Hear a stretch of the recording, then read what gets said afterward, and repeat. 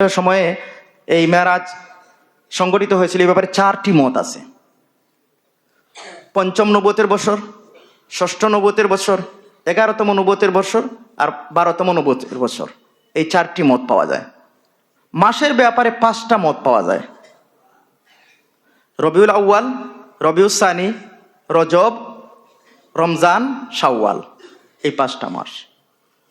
তারিখের ব্যাপারে 2টি মত পাওয়া যায়। কত তারিখে আল্লাহ রাসূল সাল্লাল্লাহু আলাইহি ওয়াসাল্লাম মেরাজে গমন করেছিলেন? এক মত অনুযায়ী 27 তারিখ, আর এক মত অনুযায়ী 28 তারিখ। ঠিক তদ্রূপভাবে বারের ব্যাপারে, কোন বারে আল্লাহ রাসূল সাল্লাল্লাহু আলাইহি ওয়াসাল্লাম মেরাজে গমন করেছিলেন, সেটার ব্যাপারে 3 মত পাওয়া যায়: শুক্রবার, শনিবার আর সোমবার। 12 মাস আল্লাহ তাআলার অত্যন্ত বড় নিয়ামত, বড় একটি দান। এই 12 মাসের মধ্যে এমন কিছু দিন আছে যে দিনগুলোকে আল্লাহ তাআলা অত্যন্ত ফজিলতপূর্ণ এবং অত্যন্ত বরকতময় করেছেন। যেমন ইয়াউমুল আরাফা, ইয়াউমুল জুমআ, আশুরার দিবস, সোমবার, প্রতি সোমবার, 2 ঈদের দিন, আইয়ামে তাশরিকের 5 দিন, যুলহিজ্জার মাসের প্রথম 9 দিন। এই দিনগুলো অত্যন্ত বরকতময়, অত্যন্ত ফজিলতপূর্ণ। ঠিক তদ্রূপভাবে আল্লাহ তাআলা পুরা বছরের মধ্যে 5টি রজনী, 5টি রাত্রকে অত্যন্ত বরকতময় এবং অত্যন্ত ফজিলতপূর্ণ ঘোষণা দিয়েছেন এবং উম্মতকে গ্রহণ করার জন্য বলেছেন। এই 5 রজনীর মধ্যে একটি রজনী হলো পবিত্র শবে মেরাজ বা মেরাজুন নবী সাল্লাল্লাহু তাআলা আলাইহি ওয়াসাল্লামের। আর বাকি 4 রাত্র হলো শবে কদর, শবে বরাত আর লাইলাতুল ঈদাইন, 2 ঈদের 2 রাত্র। এই মোট 5 রাত্র অত্যন্ত ফজিলতপূর্ণ। আজকে আমাদের সম্মুখে উপস্থিত যে রাত্রটি, সেই রাত্রের নাম হইল শবে মেরাজ। এই রাত্রের ফজিলত, এই রাত্রের গুরুত্ব, এই রাত্রের বারাকাত অপরিসীম। কোরআন এবং হাদিসের মধ্যে এই রাত্র সম্পর্কে অনেক বিস্তারিত আলোচনা হয়েছে। উলামায়ে কেরাম আলোচনা করতেছেন, ধারাবাহিকভাবে চলবে। আমরাও 2-4টি কথা বলার প্রয়াস পাবো ইনশাআল্লাহ। প্রিয় হাজিরিন,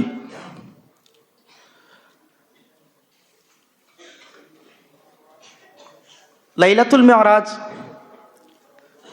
4 কারণে অত্যন্ত গুরুত্ববহ।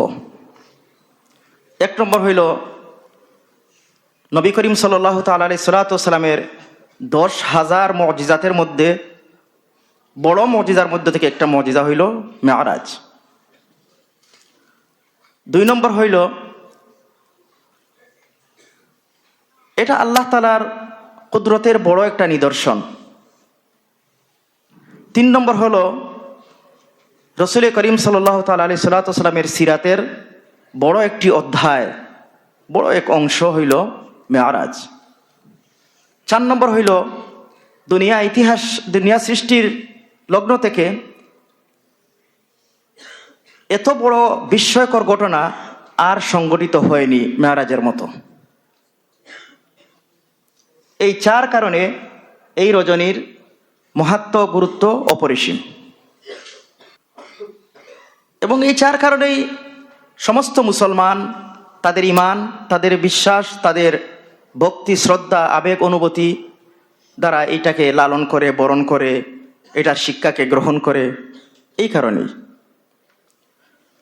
ইমাম কাসতাল্লানী রহমতুল্লাহ আলাইহি, অনেক বড় মুহাদ্দিস, 500 শতাব্দী হিজরির আগের, উনি আল মাওয়াহিবুল লাদুনিয়া নামে একটা কিতাব লিখেছেন সিরাতুন নবীর উপরে।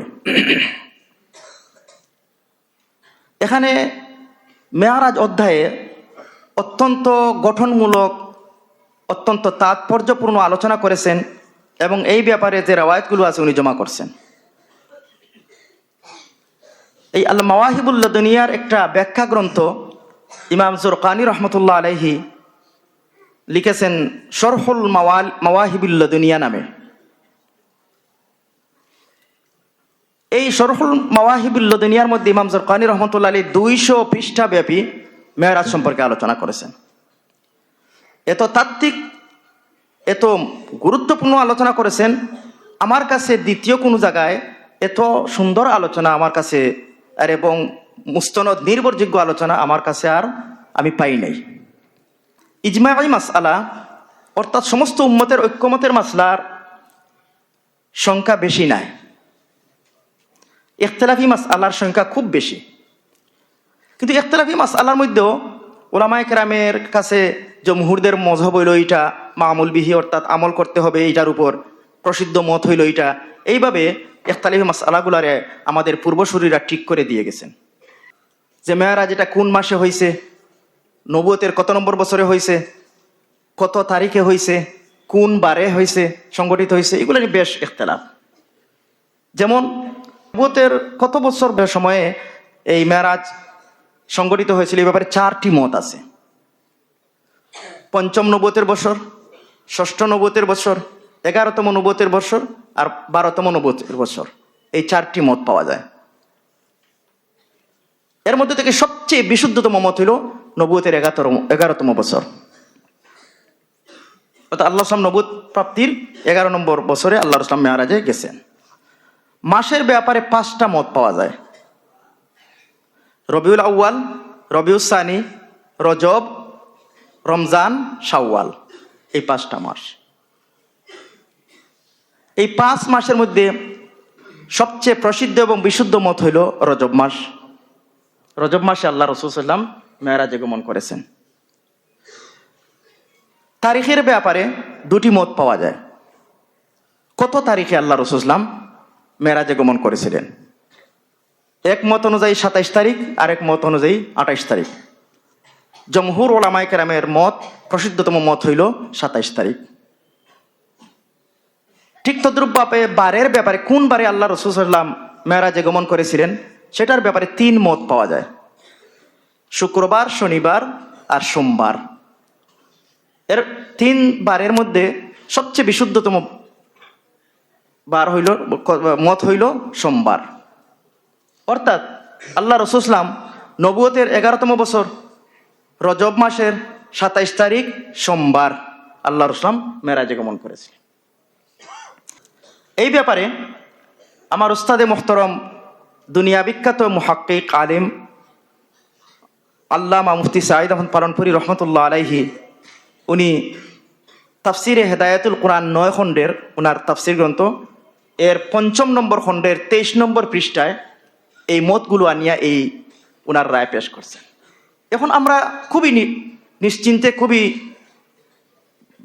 নির্ভরযোগ্য সূত্রে এই কথাটা পাইলাম যে আল্লাহ রাসূলের মেরাজ সংগঠিত হয়েছে আজকের আমরা যে রাত্রে এখন আলোচনা করতেছি, শুনতেছি, এই রাত্রে, অর্থাৎ রজব মাসের 27 তারিখ। পবিত্র কুরআনে কারীমের মধ্যে এই ব্যাপারে খুবই সংক্ষেপে মেরাজের কথা আনা হয়েছে, কিন্তু আহাদিসে নবওয়িয়া, নবী করিম সাল্লাল্লাহু আলাইহি ওয়াসাল্লামের হাদিস শরীফের মধ্যে বিস্তারিতভাবে মেরাজ সম্পর্কে আলোচনা করা হয়েছে। কুরআনে কারীমের মধ্যে 3-4টা আয়াত পাওয়া যায় মেরাজ সম্পর্কিত, আর হাদিস শরীফের মধ্যে অগণিত হাদিস আছে। মোট 25 জন সাহাবায়ে কেরাম থেকে মেরাজ সম্পর্কিত রিওয়ায়াত পাওয়া যায়। কতজন থেকে? 25 জন থেকে মেরাজ সম্পর্কিত রিওয়ায়াত পাওয়া যায়। বুখারী শরীফের মধ্যে অনেক জায়গায় মেরাজ সম্পর্কিত হাদিস পাওয়া যায়। হযরত আনাস বিন মালিক রাদিয়াল্লাহু তাআলা আনহু থেকে একাধিক হাদিস বর্ণিত আছে। কোন জায়গার মধ্যে আনাস বিন মালিক রাদিয়াল্লাহু তাআলা আনহু থেকে উনি আবু যর গফারি রাদিয়াল্লাহু তাআলা আনহুর মাধ্যমে বর্ণনা করেছেন। কোন জায়গার মধ্যে উনি মালিক বিন সা'সা রাদিয়াল্লাহু তাআলা আনহুর মাধ্যমে মেরাজ সম্পর্কিত হাদিস বর্ণনা করেছেন। আর অনেক জায়গায় আনাস বিন মালিক রাদিয়াল্লাহু আনহু সরাসরি মেরাজ সম্পর্কিত আয়াতগুলো বর্ণনা করেছেন। তো কোন জায়গায় লম্বা আলোচনা আসছে। বুখারী শরীফের মধ্যে আনাস রাদিয়াল্লাহু তাআলা আনহু এবং আবু যর গফারি রাদিয়াল্লাহু তাআলা যে riwayat, বিশাল লম্বা মেরাজ, 2 দিন 3 দিন আলোচনা করতে লাগে। আর বাকি রিওয়ায়াতগুলো খণ্ড খণ্ড ভাবে কিছু আলোচনা আছে। এগুলারে এক করে মুহাদ্দিসিনে কেরামরা, ফুকাহে কেরামরা, ঐতিহাসিক বৃন্দ এটাকে একত্রিত করে মেরাজের ঘটনা আনছেন। যেগুলোর কথা আমি আপনাদেরকে বলছি। ইমাম জরকানি রহমতুল্লাহ এই শরহুল মাওয়াহিবুল দুনিয়ার মধ্যে বিস্তারিত আলোচনা করছেন 200 পৃষ্ঠা ব্যাপী। প্রিয় হাজিরিন, মেয়ারাজের ব্যাপারে ঐতিহাসিকগণ 3 ভাবে মেয়ারাজ রজনীর আলোচনা করেন। কারণ মেয়ারাজ সম্পর্কিত যে হাদিস আছে, এই হাদিসের মধ্যে মৌলিকভাবে 3টি আলোচনা আছে। একটা হলো আকাইদের, মেয়ারাজ সম্পর্কিত আকিদা কি হবে এই আলোচনাটা। 2 নম্বর আলোচনা হইল ফিকহি আহকাম। মেয়ারাজের যে হাদিস আছে, এই হাদিস শরীফ থেকে 17টা, কোনোভাবে দেখা যায় 23টা মাসআলা বের হয় শুধু মেয়ারাজের এই ঘটনার মধ্যে। তো কেউ এটার আকিদা নিয়ে আলোচনা করেন, কোনো ওলামায়ে কেরামরা এটার ফিকহি দিক নিয়ে আলোচনা করেন, আর আমরা যারা সাধারণ মাঠে ময়দানে যে আলোচনা করেন তারা সিরাত নিয়ে আলোচনা করেন, মেরাজের সিরাত। আমরা মনে করি মেরাজ এটা একটা সিরতের নাম, এটা সিরাতুন নবীর একটা অংশ, এই শেষ। এখানে ফিকহি কোনো আলোচনা নাই, এখানে আকাইদের কোনো আলোচনা নাই। সাধারণত আলোচনা করতে করতে এক বিষয়ে বেশি আলোচনা করলে মানুষ এইরকম মনে করে। এই কারণে আপনারা একটা স্মরণ রাখবেন যে মেরাজ সম্পর্কিত যে হাদিস আছে, এই হাদিসগুলোর মধ্যে মৌলিকভাবে এই 3টা জিনিস পাওয়া যায়। একটা হইল আকিদা সম্পর্ক আলোচনা, আরেকটা হলো ফিকহি আহকাম সম্পর্কে আলোচনা, আরেকটা হলো সিরাতুন নবী সম্পর্কে আলোচনা। মেরাজ রাসূল করিম সাল্লাল্লাহু তাআলা আলাইহি সাল্লামের অত্যন্ত বড় একটা মুজিজা। নবী করিম সাল্লাল্লাহু আলাইহি ওয়াসাল্লামের 10,000 মুজিজার মধ্যে থেকে বড় মুজিজাগুলোর মধ্যে থেকে একটি মুজিজা হলো মেরাজ। মেরাজকে এই রাত্রে রাসূল করিম সাল্লাল্লাহু আলাইহি ওয়াসাল্লামের সফরের 2 অংশ হয়েছে। এক অংশ মসজিদুল হারাম থেকে মসজিদুল আকসা পর্যন্ত, আরেক অংশ হইল মসজিদুল আকসা থেকে অর্থাৎ বাইতুল মুকদ্দাস থেকে নিয়ে আরশে মহল্লা পর্যন্ত, আল্লাহ তাআলার দরবার পর্যন্ত সফর। এই 2 সফর নিয়ে মেরাজ। পরিভাষায় প্রথম অংশকে ইসরা বলা হয়। মসজিদুল হারাম থেকে নিয়ে মসজিদুল আকসা পর্যন্ত যে ভ্রমণ, এটাকে ইসরা বলা হয়। আর এরপরে যে সফরটা, এটাকে মেরাজ বলা হয়।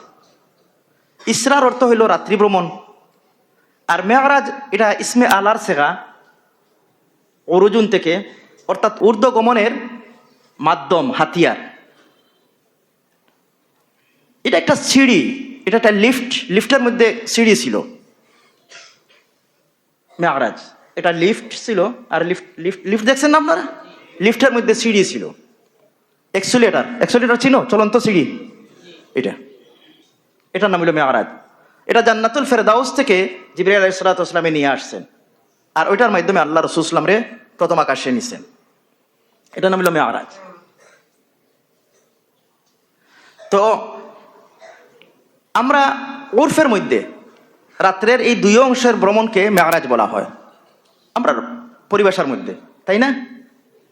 কেউ ইসরা বলে, কেউ ইসরা বলে না, বলে মেরাজ। ও একবার মসজিদুল হারাম থেকে নিয়ে মসজিদুল আকসা পর্যন্ত, আর মসজিদুল আকসা থেকে নিয়ে আল্লাহর আরশুর রহমান পর্যন্ত যে ভ্রমণ, এই 2 অংশকে মেরাজ বলা হয় উরফের মধ্যে। আর শরীয়তের পরিভাষায় আলাদা আলাদা। প্রথম অংশকে ইসরা বলা হয়, আর শেষের অংশকে মেরাজ বলা হয়। ইমাম বুখারী রহমতুল্লাহ আলাইহি 2 অংশকে ইসরা বলেন। ওনার মতে কি 2 অংশ ইসরা, কারণ ইসরার অর্থ হইল কি রাত্রের ভ্রমণ। 2টাই রাত্রে হয়েছে। মসজিদুল হারাম থেকে নিয়ে মসজিদুল আকসা পর্যন্ত, তোমরা সামনে আসে বসলে না কেন? মসজিদুল হারাম থেকে নিয়ে মসজিদুল আকসা পর্যন্ত এইটাও রাত্রে হয়েছে, আর মসজিদুল আকসা থেকে নিয়ে আরশুর রহমান পর্যন্ত যে ভ্রমণটা, এটাও কি হয়েছে? রাত্রে হয়েছে। এই কারণে ইমাম বুখারী রহমতুল্লাহ আলাইহি 2 অংশকে ইসরা বলেন। তো এটা নিয়ে আমাদের কোনো ঝগড়া বা দাবাদ নাই যে আমরা মেরাজও বলতে পারি, ইসরাও বলতে পারি, হ্যাঁ, প্রথম অংশকে ইসরা বলতে পারি, শেষের অংশকে মেরাজ বলতে পারি, ঠিক না বাবা? তো এইভাবে আল্লাহ রাসূল সাল্লাল্লাহু আলাইহি ওয়াসাল্লামের বয়স যখন 51 বছর 9 মাস হয়েছিল, কত? 51 বছর 9 মাস আল্লাহ রাসূলের যখন হয়েছিল, এই সময় আল্লাহ রাসূল সাল্লাল্লাহু আলাইহি ওয়াসাল্লাম এবং সাহাবায়ে কেরাম কাফির মুশরিকদের নিয়ে খুব নির্যাতিত ছিলেন, খুব বিধ্বস্ত হয়ে গেছিলেন আল্লাহ রাসূল। এদিকে খাজা আবু তালিব এবং উম্মুল মুমিন খাজিয়াতুল কুবরা রাদিয়াল্লাহু তাআলা আনহা ইন্তেকাল করছেন, যে দুজন আল্লাহ রাসূল সাল্লাল্লাহু আলাইহি ওয়াসাল্লামের দুনিয়ার মধ্যে আশ্রয়স্থল ছিলেন। আল্লাহ রাসূল খুব টেনশনে ছিলেন। ইতিমধ্যে আল্লাহ রাসূল ভাবছিলেন যে তাইফে যাই, গিয়া একটু দিনই দাওয়াত দেই, যদি দেখি কোনো মানুষ ইসলাম ধর্ম গ্রহণ করে তাহলে আমার ইসলামের শক্তি বাড়লো। কিন্তু ওখানে গিয়েও আল্লাহ রাসূল রক্তাক্ত, নির্যাতিত, নিষ্পেষিত হয়েছিলেন, ব্যাক করে আসলেন, খুব চিন্তিত, খুব মর্মাহত রাসূল করিম সাল্লাল্লাহু আলাইহি ওয়াসাল্লাম। ইতিমধ্যে আল্লাহ রাসূল সাল্লাল্লাহু তাআলা আলাইহি ওয়াসাল্লামকে আল্লাহ তাআলা আনন্দিত এবং খুশি করার জন্য ওনার কাছে ডেকে নিয়েছেন। এই সফরের মাধ্যমে রাসূল করিম সাল্লাল্লাহু আলাইহি ওয়াসাল্লাম সাইয়্যিদুল আম্বিয়া, নবীগণের সর্দার, রসুলগণের সর্দার, সাইয়্যিদুল আউয়ালিন ওয়াল আখিরিন হিসাবে আল্লাহ রাসূল সাল্লাল্লাহু আলাইহি ওয়াসাল্লাম এই উপাধিতে ভূষিত হয়েছিলেন। কেন? আরেকজন উলুল আজম নবী মুসা আলাইহিস সালাতু ওয়াস সালাম, উনি বললেন, আল্লাহ আপনারে আমি দেখতাম। আল্লাহ তাআলা 40 দিন সময় দিয়েছেন, 40 দিন পরে আমারে দেখবাই। কিন্তু রাসূল করিম সাল্লাল্লাহু আলাইহি ওয়াসাল্লাম রে আল্লাহর সামনে বলেন না, ইয়া আল্লাহ আপনারে দেখতাম। আল্লাহ তাআলা নিজের ইচ্ছায় আল্লাহ রাসূল সাল্লাল্লাহু আলাইহি ওয়াসাল্লাম রে নিয়া মিনিটের মধ্যে সাক্ষাৎ করাইলেন সরাসরি। কোন নবী রাসূলকে আল্লাহ সুবহানাহু ওয়া তাআলা আরশে মহল্লায় নেন নাই, সিদরাতুল মুনতাহা নেন নাই। আল্লাহ তাআলার সাথে দেখা বা আল্লাহ তাআলার দিদার, আল্লাহ তাআলার সাথে হামকালামির সরাসরি এইভাবে সুযোগ দেন নাই। একমাত্র আমাদের নবী করিম সাল্লাল্লাহু আলাইহি ওয়াসাল্লামকে এই সুযোগ দিয়েছেন। এই কারণেই রাসূল করিম সাল্লাল্লাহু তাআলা আলাইহি ওয়াসাল্লাম সমস্ত আম্বিয়াগণের সর্দার, এই থেকে আল্লাহ রাসূল এই উপাধিতে ভূষিত হয়েছিলেন।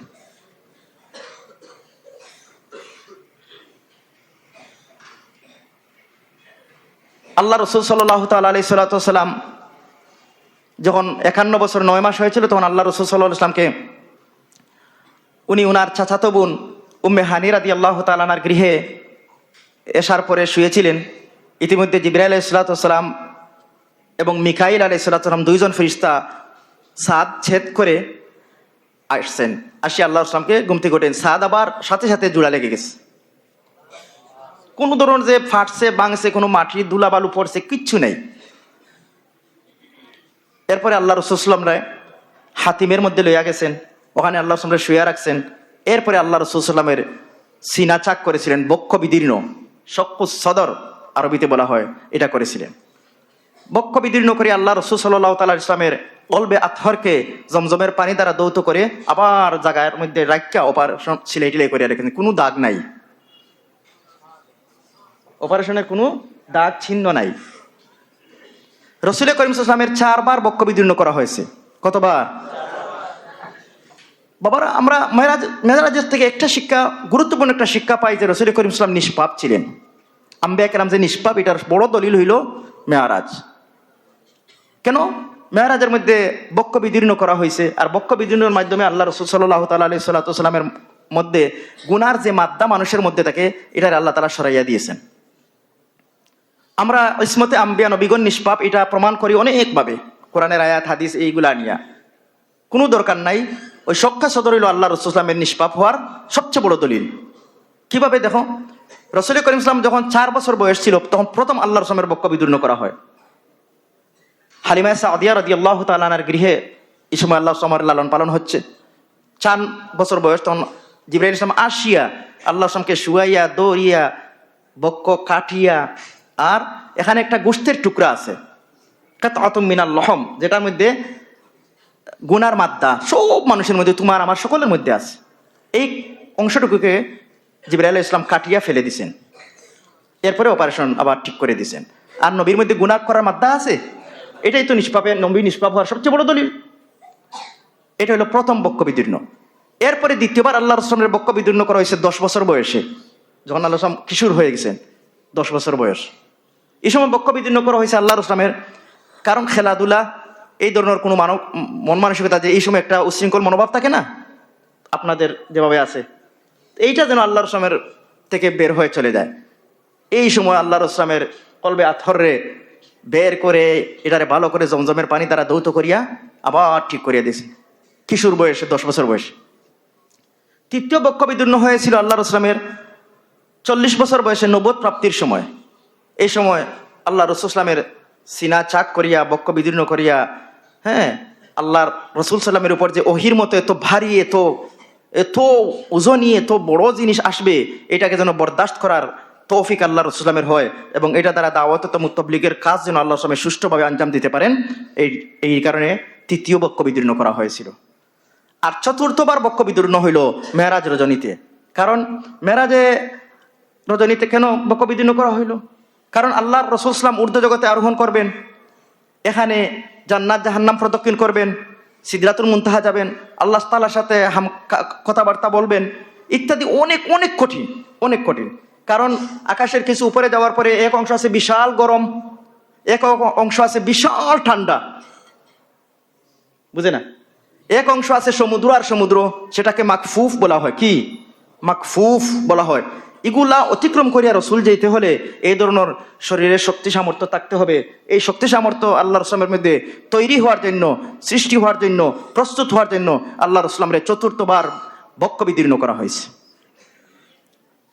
এটাই হইল বক্ষ বিদীর্ণ আল্লাহ রসুলের মাসুমিয়তের, নিষ্পাপের বড় দলিল। রসুল করিম সাল্লাল্লাহু আলাইহি ওয়াসাল্লামকে আল্লাহ তাআলা নিলেন। প্রথমে বুরাক একটা প্রাণী দ্বারা নিয়েছেন।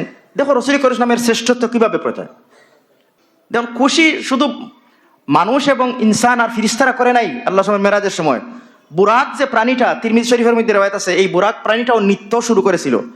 যখন জিবরাইল আমিন মক্কার কাবা শরীফের সামনে বুরাককে আনিয়া পেশ করেছিলেন, বুরাক এটা গাদা থেকে একটু বড় আর খচ্চরের মতো, গুড়া থেকে ছোট একটা প্রাণী, সাদা প্রাণী। এটা জান্নাত থেকে জিবরাইল ইসলাম এনেছিলেন। এটার গতি ছিল চোখের দৃষ্টি যতটুকু যায় একটা তার কদম এতটুকু। বারকুন অর্থ বিজলি, ওই যে চমক, আকাশে বিজলি চমকে না, এটা। রসুল করিম সাল্লাল্লাহু তাআলা আলাইহি সাল্লাম যখন এটার উপর আরোহণ করতেন তখন লাফালাফি শুরু করছে আনন্দে। কারণ এই বুরাক সব নবীরা চড়ছেন। ঈসা আলাইহিস সালামের পরে দীর্ঘ 500 বছর চলে গেছে, কোনো তার উপর কেউ উঠে নাই। এখন নবী করিম সাল্লাল্লাহু আলাইহি ওয়াসাল্লাম এটার উপর উঠবেন, আরোহণ হইবেন, এই খুশি অবস্থা খারাপ, লাফালাফি শুরু করছে। এখন লাফালাফি শুরু করলে আল্লাহর সামনে কেমনে বসবেন? তখন জিবরাইল আলাইহিস সালাম বললেন, হে বুরাক, তুমি শান্ত হও, তুমি জানো আজকে তোমার উপর কে আরোহণ হবে? সাইয়্যিদুল আম্বিয়া, সর্বশ্রেষ্ঠ নবী আজকে তোমার উপর আরোহিত হবে। এই কথা জিবরাইল ইসলাম বলার সাথে সাথে বুরাক শান্ত হয়ে গেছে। এরপরে আল্লাহ সাল্লাম আরোহণ করছেন। এরপরে মুহূর্তের মধ্যে চলে গেছেন বাইতুল মুকদ্দাস। ওখান থেকে মেরাজ, জান্নাতুল ফেরদৌস থেকে যে সিঁড়ি আনা হয়েছিল, লিফট, এটা থেকে আল্লাহ রসুলাম প্রথম আসমান, এরপরে দ্বিতীয় আসমান, তৃতীয় আসমান, চতুর্থ আসমান, পঞ্চম আসমান, ষষ্ঠ আসমান, সপ্তম আসমানে গেলেন। সপ্তম আসমানে যাওয়ার পরে সিদরাতুল মুনতাহার মধ্যে গেলেন।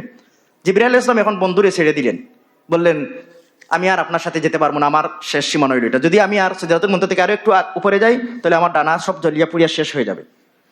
তখন আল্লাহর পক্ষ থেকে উপর থেকে এক ফিরিস্তা আসলেন, সবুজ একটা এয়ার লইয়া। এয়ার বুঝনি? প্লেনের মতো এয়ারবাস প্লেন, সবুজ, হ্যাঁ, একটা এয়ার লইয়া আইছেন এক ফিরিস্তা। উনি আল্লাহ রসুলামরে লইয়া গেছেন। তখন আল্লাহ রসুলাম উপরে গেছেন, যাওয়ার পরে কলমে লিখতেছে, এই শব্দগুলা টক টক টক টক শুনছেন। বাহ। এরপরে নূরের একটা নুরানি ইয়ার আইছে, আবার আরেকটা পূর্ণ নূরের একটা বিমান আইছে। এইটা এখন ওই যে সবুজ এয়ার আইছিল, এখানে একজন ফিরিস্তা ছিলেন উনি, আর এখন উনিও সাথে নাই, এখন আল্লাহ রসুলাম একা। ওই নূরের এয়ার দিয়ে আল্লাহ রসুল সাল্লাল্লাহু আলাইহি ওয়াসাল্লাম আল্লাহ তাআলার কাছে গেলেন। গিয়া আল্লাহ তাআলার সান্নিধ্য পাইলেন, কথাবার্তা হইল। কোরআনে কারীম এটারে এইভাবে বলছে, সুম্মা দানা ফাতাদাল্লা ফাকানা কাবা কাউসাইনি আদনা।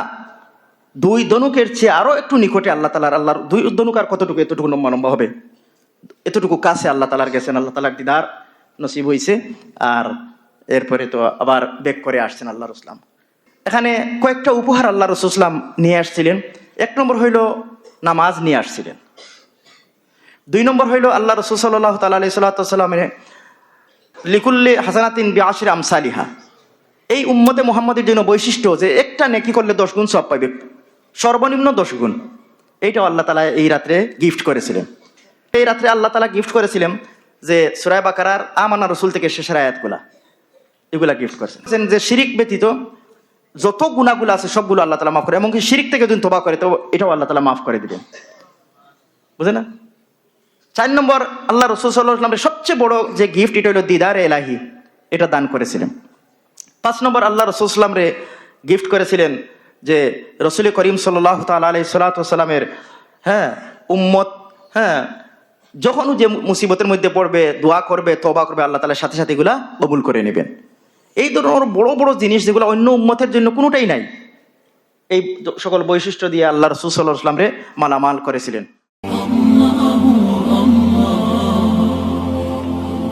আপনারা দেখছেন এটিআর টেলিভিশন, সত্য প্রবর্তনে ঐক্য।